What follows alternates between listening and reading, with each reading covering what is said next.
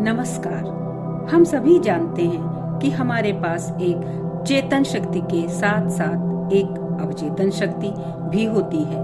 हमारे जीवन में कुछ तथ्य चमत्कार की तरह घटित हो जाते हैं। यही है अवचेतन मन की शक्ति या सबकॉन्शियस माइंड की पावर। इस अवचेतन मन की शक्ति को हम जान या समझ नहीं पाते हैं और अपनी परेशानियों में उलझे रह जाते हैं। इसीलिए आइए जानते हैं इस अवचेतन की शक्ति को, ये कैसे कार्य करती है।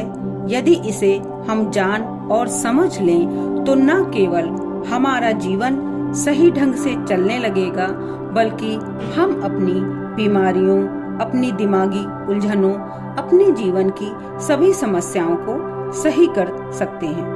ये ऐसी जादुई शक्ति है जैसे कोई जादुई चिराग हो हमारे पास और हमारी सारी समस्याओं का हल उसमें छुपा हुआ हो। बस हमें इसे जानने की जरूरत है। दुनिया भर में सभी तरह के लोगों के जीवन में चमत्कार होते रहते हैं। चमत्कार आपके साथ भी हो सकते हैं। बस आप अपने अवचेतन मन की शक्ति का सही तरह से इस्तेमाल करना शुरू कर दें, क्योंकि इंसान अपने अवचेतन मन में जैसा सोचता है वैसा ही बन जाता है।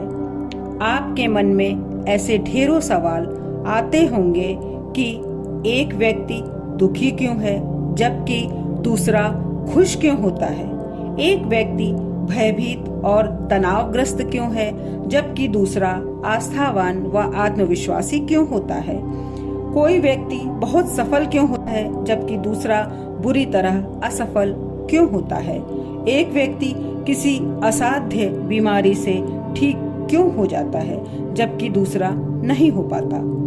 क्या आपके चेतन व अवचेतन मन में इन सब का जवाब मिल सकता है? निश्चित रूप से मिल सकता है।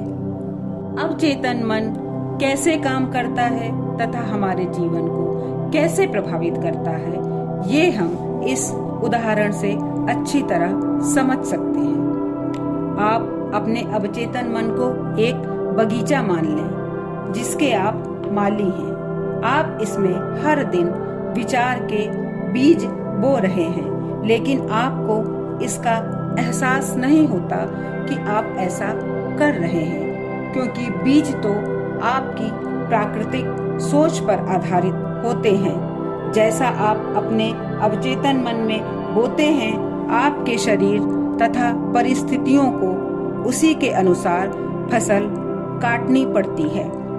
यदि आपका अवचेतन मन उपजाऊ मिट्टी है तो सभी प्रकार के बीज उसमें आसानी से उगेंगे, वो अच्छे हों या बुरे। फिर यदि आप कांटे बोते हैं तो अंगूर तो आपको निश्चित ही नहीं मिल सकते हैं। इसलिए जरूरी है कि आप अपने विचारों पर नियंत्रण करें और अपनी इच्छा के अनुसार परिणाम प्राप्त कर सकें।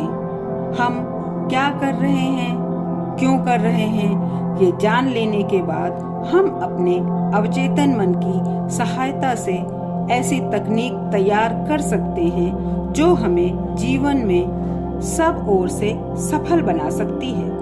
इसे इस प्रकार जानते हैं कि हमारा जीवन आस्था पर आधारित है।